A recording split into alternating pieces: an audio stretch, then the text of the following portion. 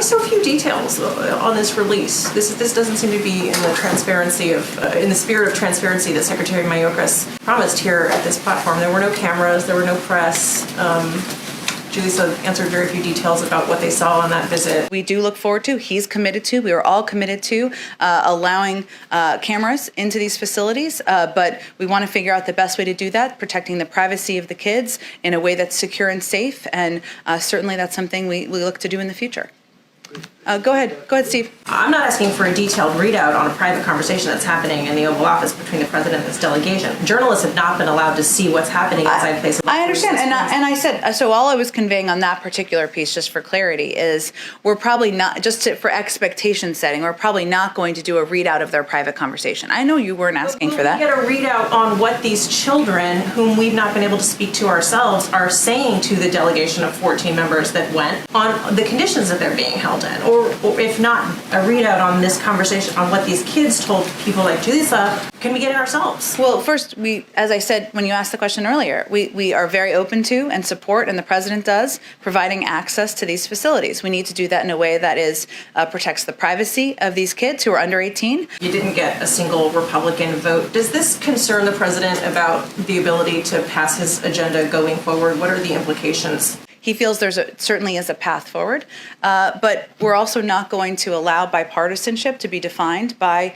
one zip code. In fact, many of the Republicans who voted against this are outliers and are against the grain of what the people in their own districts supported. So they may be getting questions about that once relief goes out, once schools are able to upgrade facilities and benefit from these checks. Dr. Fauci said over the weekend that he thinks that high schoolers are going to be vaccinated by the fall.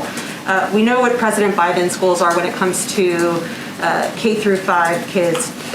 Have you made any progress in devising goals for high schoolers? Well, we are thrilled to have Secretary Cardona confirmed, and he is, as you know, going to be hosting an education summit to talk about the reopening of schools and the American Rescue Plan, which has $160 billion in it, to ensure that schools who don't have the resources needed can make these facility upgrades as well, get testing in place, hire teachers, bus drivers.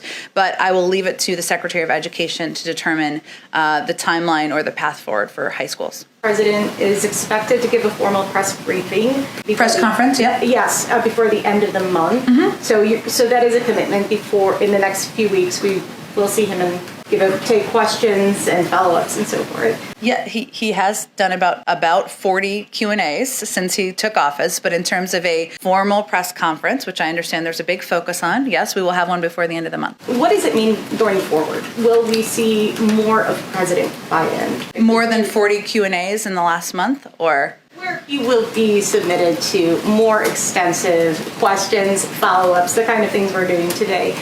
Will we see him regularly? I don't know that you'll see him more than 40 times a month, but I'm happy to ask him that question.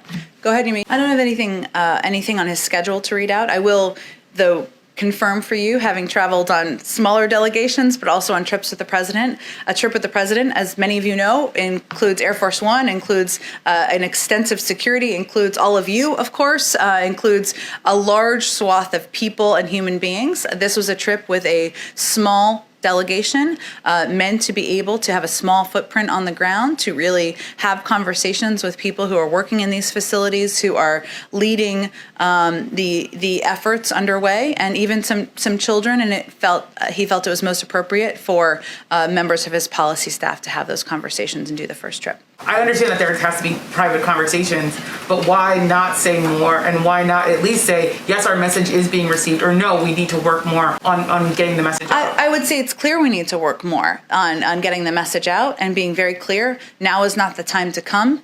There is the majority of people who come to the border are turned away. The Senate, before approving the ARP on Saturday, defeated an amendment that would have defunded schools and universities under Title II if they allow transgender kids in athletics. However, that amendment got support from senators on both sides of the aisle, including Susan Collins and Joe Manchin. As head of the Democratic Party, did the president express any regret that that measure got bipartisan support? Well, first, let me say the president's position on the rights of transgender kids to play sports is clear. I would say we expected, as there often is with vote-a-ramas, there to be a range of amendments that he would oppose, and this certainly would have been one of them, but I don't have anything more to read out for you in terms of his specific concerns. I'll just note that Karine and I are wearing purple in honor of International Women's Day, and as part of his indoctrination into the women-dominated team, Chris is wearing a purple tie. So there you go. I just have a couple of items at the top. Obviously, our focus continues to be on the American Rescue Plan and getting it across the finish line. The president is taking nothing for granted. I will note that the plan that the Senate passed this weekend puts us one huge step closer to passing one of the most consequential and most progressive pieces of legislation in American history. As Senator Sanders described it, the rescue plan is, quote, the most significant piece of legislation to benefit working families in the modern history of this country. The bill will also help us reopen schools safely, keep teachers, cops, firefighters, and other essential workers on the job, and it will give us the tools and resources we need to crush this virus. Some attention, of course, has been paid on the process. We understand that, but we can't lose sight of what the bill actually means for the American people.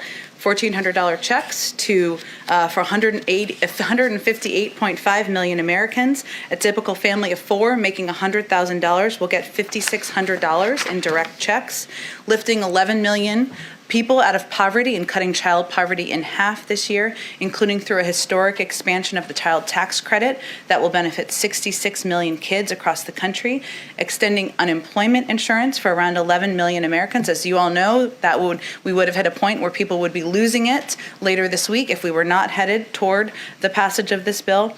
Tens of billions of dollars in rental and homeowners assistance that will benefit lower income, disproportionately Black and brown communities, renters, and homeowners.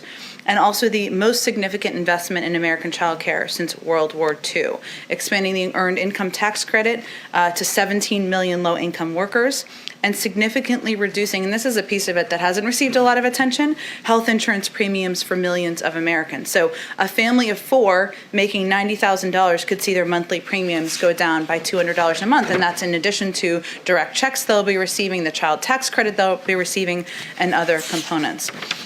We mentioned this on Friday, the plan for the president to deliver remarks on Thursday. I just wanted to put a little more meat on the bones. The president will deliver his first primetime address to commemorate the one-year anniversary of the COVID-19 shutdown on Thursday. He will discuss the many sacrifices of the American people have made over the last year and the grave loss communities and families across the country have suffered. The president will look forward, highlighting the role of Americans that Americans will play in beating the virus and moving the country toward getting back to normal. With that, I'm going to kick us off. Thanks. I'm sorry I didn't wear a purple tie today. Oh, you can do it tomorrow. We can extend it. Just for you. Go ahead. Thank you. Will the president's name or signature appear anywhere on the forthcoming stimulus check that many Americans will be receiving? This is a very popular question. I will tell you that our focus right now is on getting this bill across the finish line, getting relief out to the American people, which we expect will happen by the end of the month in terms of getting the relief out. In terms of what the checks will look like, I just don't have an update on that for you today. And yesterday, Senator Manchin said that, like President Biden, he believes the filibuster should continue, but there should be more pain. And if you want to utilize it. Does President Biden agree that there needs to be tweaks in how the filibuster is utilized? Well, I'll first say the president's preference is not to get rid of the filibuster. Look at what we've been able to accomplish in the last 6 weeks. He's on the verge of passing a historic relief bill that's going to cut child poverty in half and create 7 million jobs. We'll have enough vaccines for all Americans by May. 13 cabinet nominees have been confirmed. We rejoined the Paris Climate Agreement. We ended the discriminatory Muslim ban. He's met with members on both sides of the aisle in the Oval, and he wants to continue to work on a bipartisan basis. And we believe there are opportunities to do exactly that. In infrastructure, I believe that's an area I think Senator Manchin touched on yesterday during one of his interviews. It's a policy area that's close to the president's heart, one he's had a lot of interest in and commitment to, even to when he was vice president and before, there's been historic bipartisan support for that. Immigration, modernizing our immigration system, historic bipartisan support for efforts moving forward. The president is an optimist by nature, otherwise he probably wouldn't be in this job, and he believes that there is opportunity to work with Democrats and Republicans to get work done for the American people. Just one last small Go question. ahead. I know the president and first lady had struck up a friendship with Harry. I was wondering if they caught any of the interview yesterday, and if they had any reaction to what the couple has gone through, in regards particularly with what they felt in terms of the racism that they felt. Well, let me first say that obviously many of us caught the interview. I don't have as many Americans did, and many people around the world. Meghan Markle is a private citizen, and so is Harry at this point. For anyone to come forward and speak about their own struggles with mental health and tell their own personal story, that takes courage. That's certainly something the president believes, and he's talked about the importance of investing in a lot of these areas that they're committed to in the future as well. We aren't going to provide additional commentary from here on behalf of the president or others, given these are private citizens sharing their own story and their own struggles. And let me just reiterate that we have a strong and abiding relationship with the British people and a special partnership with the government of the United Kingdom on a range of issues, and that will continue. Go ahead. I'll go to Steve next. Go ahead. Sorry. A couple questions. On the timeline front, the president hit on this over the weekend, but I'm wondering if you could clarify. He said that Americans will start to see these stimulus checks this month. That is the question on so many minds right now. Given that this is tax season, there are concerns about whether the IRS can process these quickly. Do you have a timeline? Will it be a matter of days that Americans will see these checks? This is certainly a very popular question for understandable reasons. The Treasury Department is working on what this looks like and what the processing looks like. As the president said on Friday, we expect a large number of Americans to receive relief by the end of the month. But in terms of the mechanics of it, Treasury just has to work through that, and an update will likely come from them, but we'll keep you all abreast of it. You sort of hit on the vote count a little bit. You didn't get a single Republican vote. Does this concern the president about the ability to pass his agenda going forward? What are the implications long term right now, given that he doesn't have any Republican support for this? Well, first, the door of the Oval Office remains open to bipartisan work, and I expect he will continue to work with and reach out to Democrats, of course, but also Republicans about ways to work together. And he's had a number of bipartisan meetings, even in the last few weeks, a couple on infrastructure, on cancer. He feels certainly is a path forward, but we're also not going to allow bipartisanship to be defined by one zip code. In fact, many of the Republicans who voted against this are outliers and are against the grain of what the people in their own districts supported. So they may be getting questions about that once relief goes out, once schools are able to upgrade facilities and benefit from these checks. But he remains open and remains hopeful about the opportunity for bipartisan work moving I want forward. to follow up with you on the question I was asking Julissa. Why has the White House not said where this delegation went this weekend? I can confirm for you that that the delegation went to, of course, a CBP facility, as was confirmed in their readout, but also to the Carrizo Springs facility shelter in Texas. And why so few details on this release? This doesn't seem to be in the transparency of, in the spirit of transparency that Secretary Mayorkas promised here at this platform. There were no cameras, there were no press. Julissa answered very few details about what they saw on that visit. Well, first, the president, as she conveyed, asked them to go because he really wanted to get a full assessment from senior members of his policy team about what they were seeing on the ground, based on meetings, based on conversations with officials from HHS, officials who were running these facilities, about what their challenges are, what improvements could be made. And as she noted, they also spoke with children. They'll have, as is a normal part of any internal policy process, they'll have a briefing with him in the coming days. We do look forward to, he's committed to, we are all committed to allowing cameras into these facilities, but we want to figure out the best way to do that, protecting the privacy of the kids in a way that's secure and safe, and certainly that's something we look to do in the future.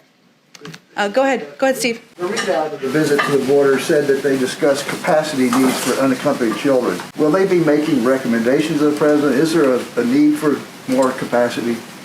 Well, we know just purely by the numbers, Steve, that there is going to be a need, right? Because we have a large number of kids, unaccompanied children who are coming across the border. We've made a policy decision as an administration that the humane and moral approach is to keep these kids safe and get them into facilities that are safe. There are some limitations, which I know many of you are familiar with because of COVID restrictions and protocols that reduce the capacity at a number of these sites. CDC also put out some guidelines. Many of you may have seen, I believe it was on Thursday or Friday, that will allow for increased capacity at some of these sites. But it is an area of policy discussion.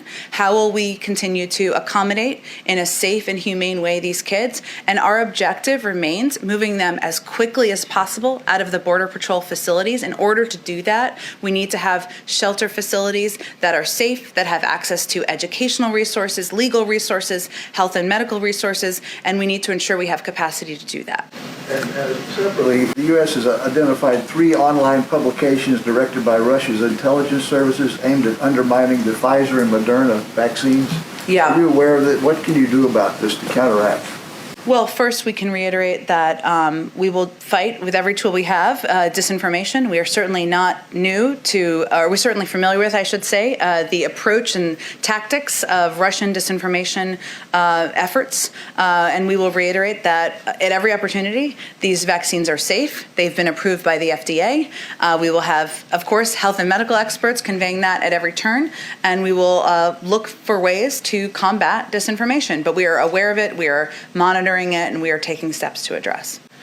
Go ahead. You mentioned the historical bipartisan nature of infrastructure. Has the administration made a determination about its next legislative priority, whether it will be a targeted, focused infrastructure bill that could potentially pick up Republican support, or whether it's going to be a bigger, build back better, more sweeping, potentially more expensive effort? Not yet, Jeff. It's a great question. I mean, our focus, I know we say this publicly, but it is also our focus internally, is down the American Rescue Plan and getting it across the finish line, and we take nothing for granted. There are the president's priorities are not a secret. He talked about them. You touched on a number of them. It was a part of his Build Back Better agenda during the campaign. Infrastructure is one of them. Investing in caregiving, doing more to improve access and expand access to health care, adjusting our tax systems. But the structure, the size, the format, that has not yet been determined. On ARP, should we expect a signing ceremony tomorrow or sometime after the House passes it?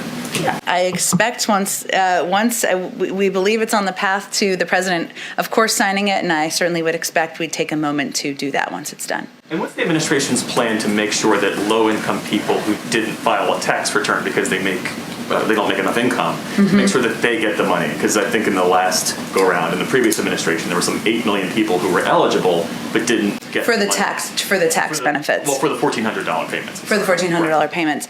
It's a great question. I probably would have to talk to Treasury about their implementation mechanisms here and how they're able to reach those individuals. It certainly is something that when we came in and did reviews of processes that could work better, we also noted during the transition, but I'll have to talk to them about what systems they'll be able to be put in place to ensure more people receive these checks.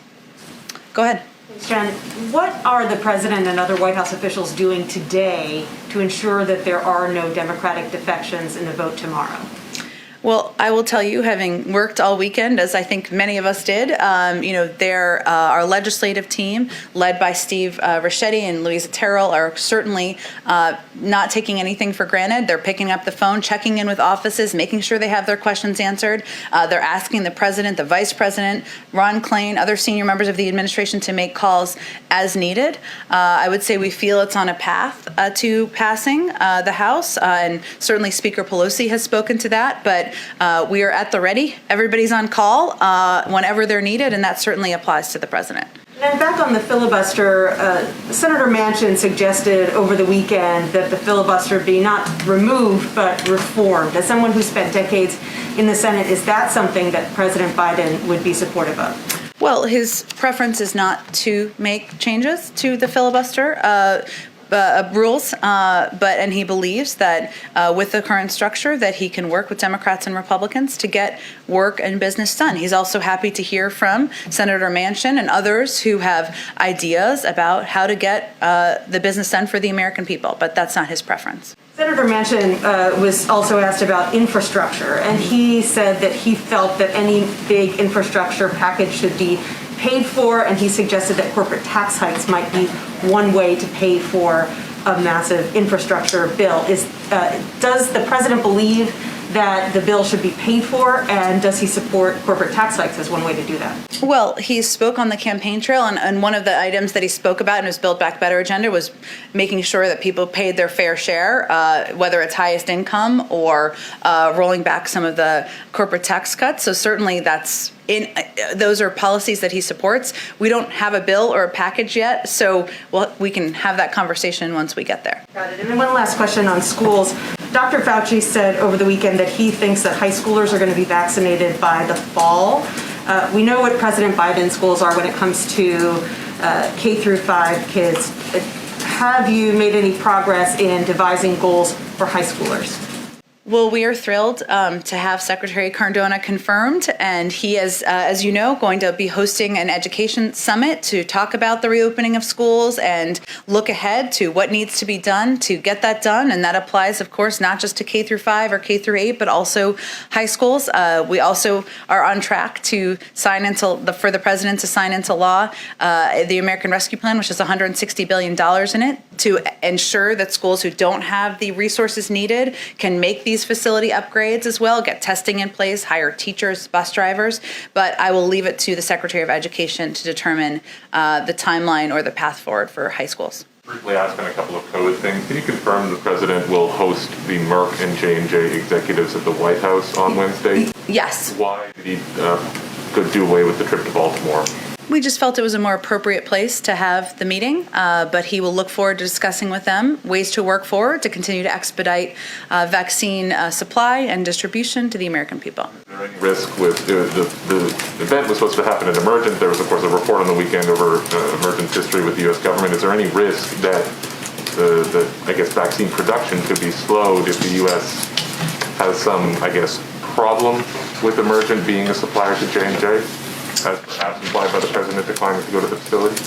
Well, I will say first that the administration is going to undertake a comprehensive review and audit of the national stockpile.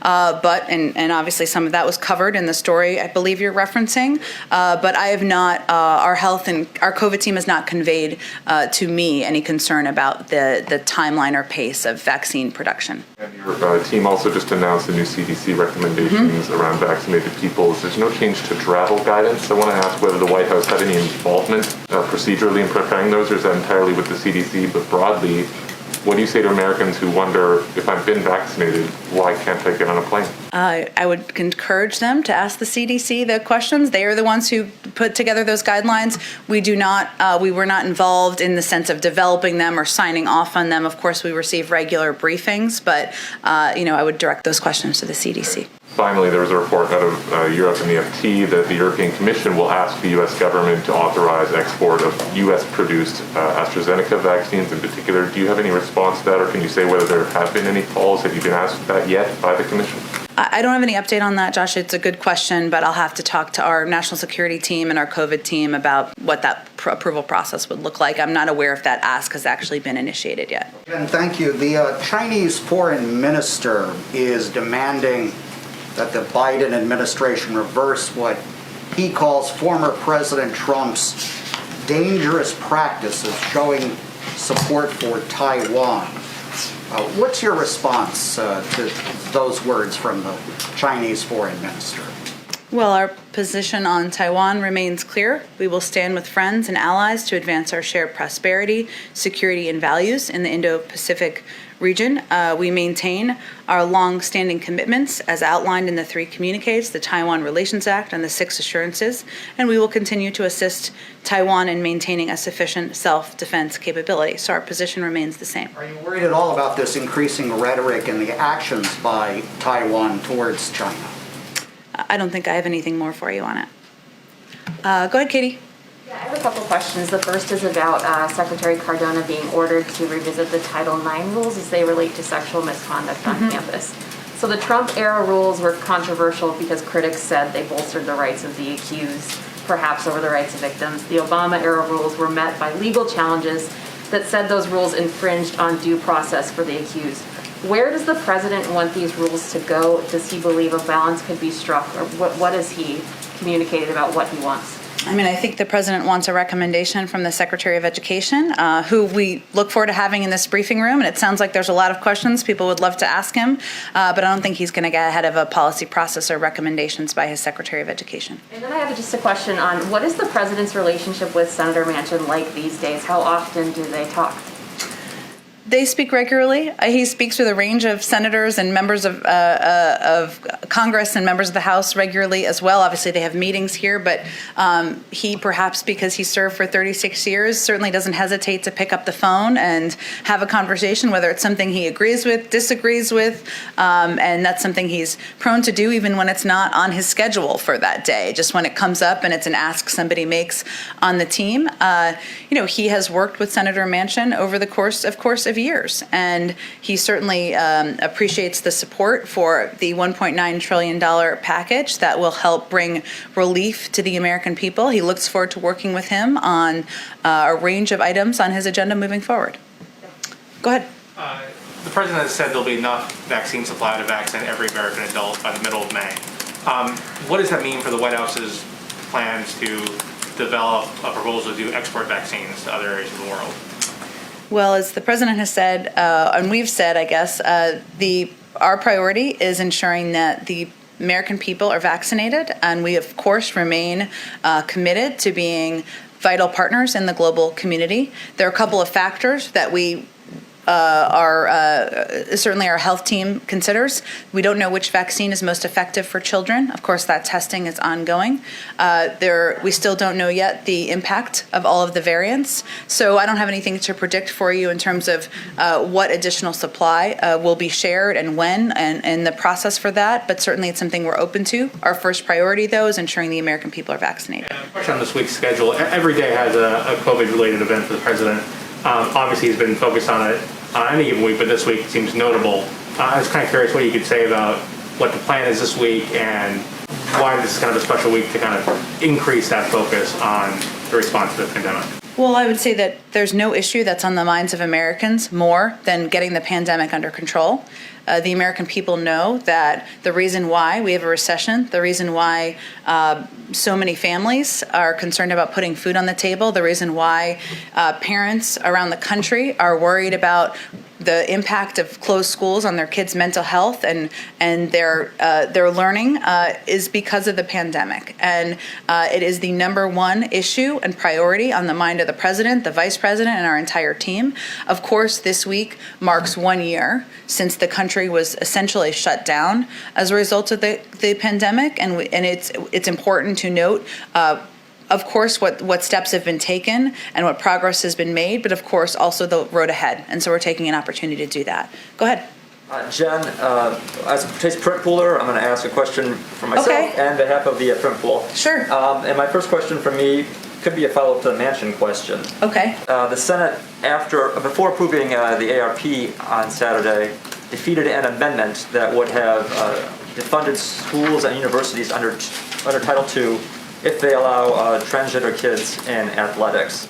However, that amendment got support from senators on both sides of the aisle, including Susan Collins and Joe Manchin. As head of the Democratic Party, did the president express any regret that that measure got bipartisan support? Well, first, let me say the president's position on the rights of transgender kids to play sports is clear. He signed an executive order, and he believes transgender rights are human rights and wants to see kids have the opportunity to play sports and participate in a range of activities.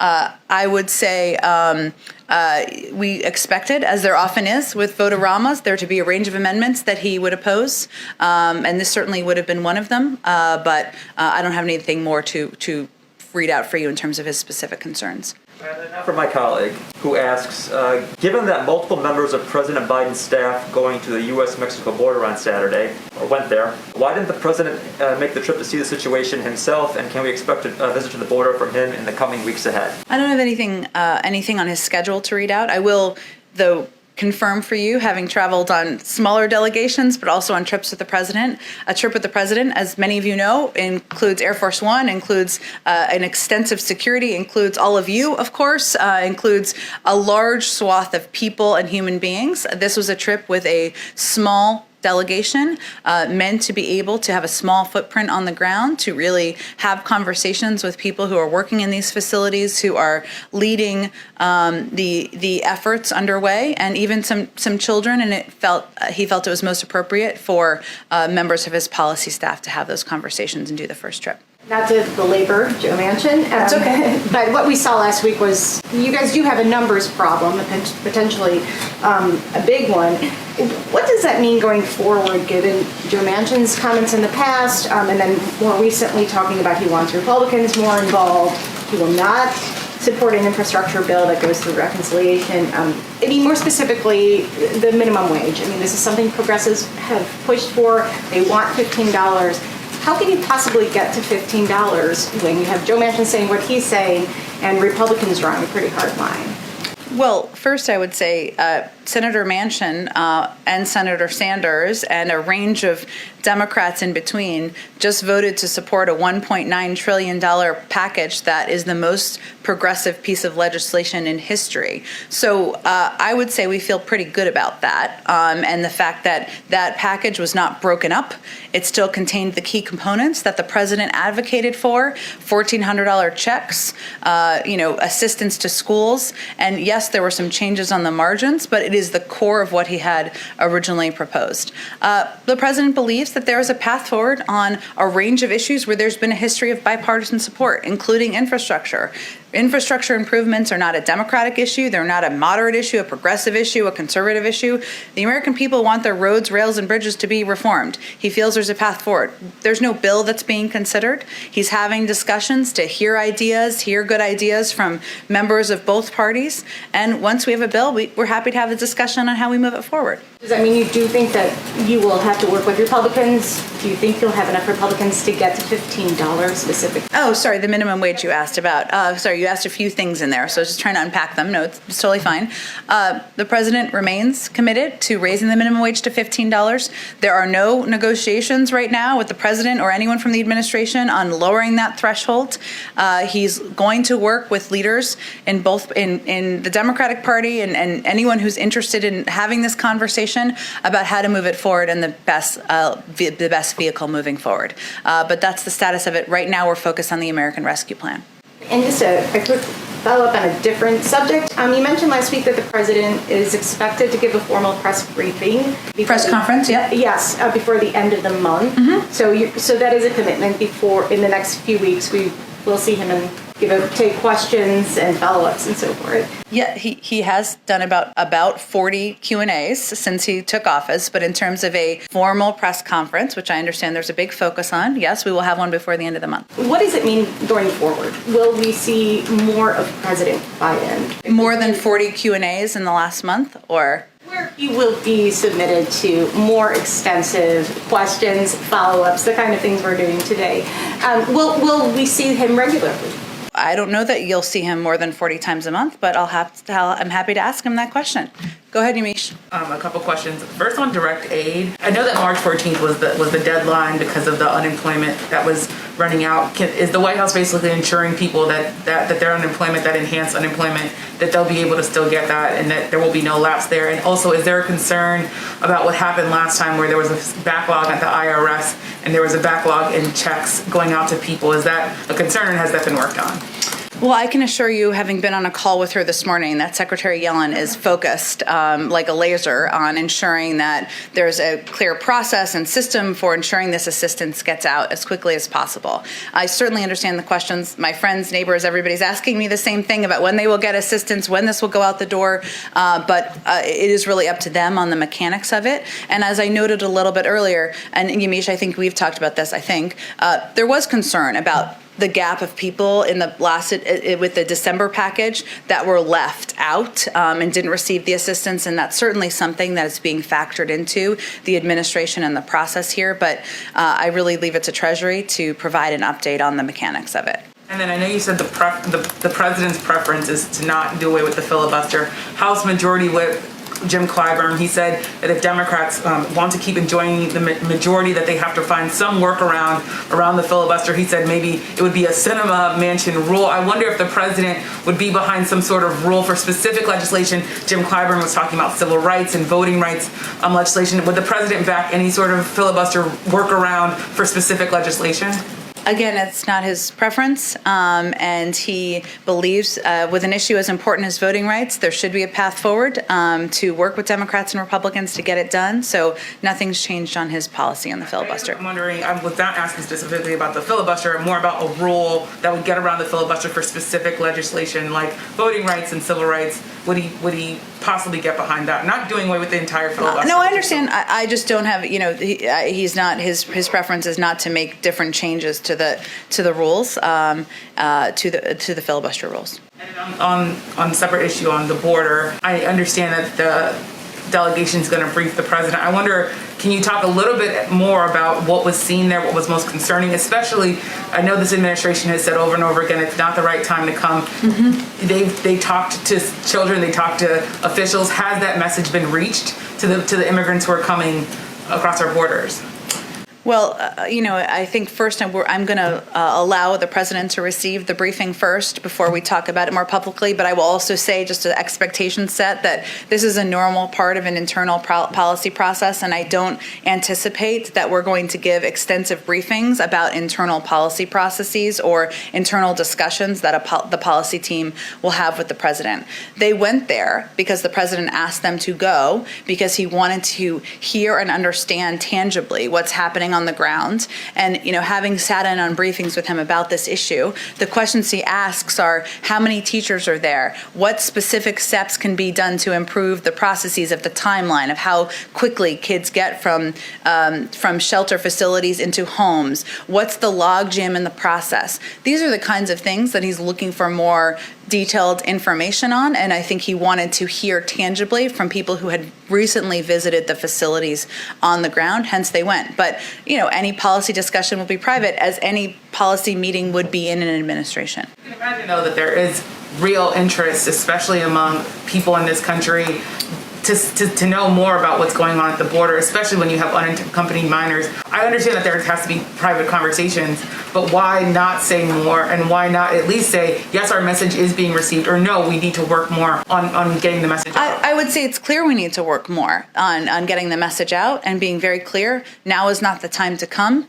There is the majority of people who come to the border are turned away. Yes, we have changed the policies of the last administration as it relates to unaccompanied children, but the majority of families, adults, the vast, vast majority are turned away at the border. And that is a message that clearly we need to continue to look for means and ways of getting out, more and more out to the region. Is there a time for the Primetime address? Completely housekeeping, but is there a time specifically for? It's a great question. I will follow up. I think I know it, but let me double check and make sure it 100% landed on the time I think it's going to be. Well, can I come back? Because let me go ahead to the back. Thank you, Jen. Foreign policy question. As you know, it has been constant attack by the Houthi rebels on targeting Saudi Arabia. The Wall Street Journal just quoting a senior Saudi official saying that actually the attack yesterday on the port of Ras Tanura was originated from Iraq or Iran. Does the White House believe that this is a game changer since it's not from Yemen? And will you hold Iran accountable? Well, first, we continue to be alarmed by the frequency of Houthi attacks on Saudi Arabia. Escalating attacks like these are not the actions of a group that is serious about peace. The attacks are unacceptable and dangerous and put the lives of innocent civilians at work, including Americans. We, of course, continue to work and close cooperation with the Saudis, given the threat, as you referenced, that they are facing on a frequent basis from these attacks. And we understand that they face genuine security threats from Yemen and others in the region. As a part of our interagency process, we'll look for ways to improve support for Saudi Arabia's ability to defend its territory against threats, but I don't have anything from that to predict for you at this point in time. Can you update us on the negotiation with the Iranians? Where are we now? I mean, is it stalled? Is it you offering them something new? Where are we? Well, it's an ongoing discussion about, based on the reaction of the Iranians to the EU invitation. We see this as a part of the diplomatic process, but we don't have any update in terms of a date or timeline for that discussion. Go ahead, Isaac. Thanks, Jen. Given what the president said yesterday with the executive order that he signed and what's in that executive order, I wonder if you can explain why pushing for voting rights isn't a legislative move on voting rights isn't higher up on the agenda for the president as you're sequencing these things, especially given all of the changes that are being pushed in a lot of states to voting rights. It is a priority. Right now, our focus is on the American Rescue Plan, getting it through, getting it passed, because the number one and number two issues for the American people are the pandemic and the economic recession. But of course, making it easier and more accessible for the American people to vote is something the president talked about on the campaign trail, and he will remain committed to through the course of his presidency. He signed executive orders, as you referenced, into place just over the weekend. He obviously supports the passage in the House of this piece of legislation, and we will continue to look for ways to make voting more accessible for the American people. If he's not leaning into it as something for Congress to move on soon, is there a concern that as these state voting rights laws get into place, and of course there are elections in the fall, there are going to be elections next year, that it will be sort of those restrictions that are being put in place will be in place by the time that it comes to voting, and Congress won't have moved? I mean, he is supportive of the legislation, right? He put out a supportive statement. We had a supportive statement of administration policy on the passage through the House. It's something that he conveyed in that. He would look to see, he would support that moving through the Senate. Obviously, there are a range of means of working with states on their own approaches, working with Congress on a range of ways to help increase voting rights and access, and he and his team are eager to continue to do that. Thanks, John. Thanks, everyone. Oh, sorry, one more. Go ahead. I just want to follow up because I want to clarify. You said that a policy discussion behind the scenes with the president and this delegation is private. I just want to clarify, following up on what Yamiche was asking, I'm not asking for a detailed readout on a private conversation that's happening in the Oval Office between the president and this delegation. Journalists have not been allowed to see what's happening inside places. I understand, and I said, so all I was conveying on that particular piece, just for clarity, is we're probably not, for expectation setting, we're probably not going to do a readout of their private conversation. I know you weren't asking for that. We get a readout on what these children, whom we've not been able to speak to ourselves, are saying to the delegation of 14 members that went on the conditions that they're being held in, or if not a readout on this conversation on what these kids told people like Julissa, can we get it ourselves? Well, first, as I said when you asked the question earlier, we are very open to and support, and the president does, providing access to these facilities. We need to do that in a way that protects the privacy of these kids who are under 18, is safe given COVID protocols, and we are committed to doing that. So we're not expecting you to take our word for it. I was just conveying that any private policy conversation, I just didn't want there to be an expectation every day that we'd be reading that out. This will be an ongoing discussion. And of course, we want to bring more people in here to shed more light on our thinking, on how challenging this issue is, on what contemplations we have to ensure that children are in facilities that are safe, that help, and that we take steps to expedite the process to get them to homes that are either family members or homes of people who are sponsoring them. Thanks, everyone. Thank you.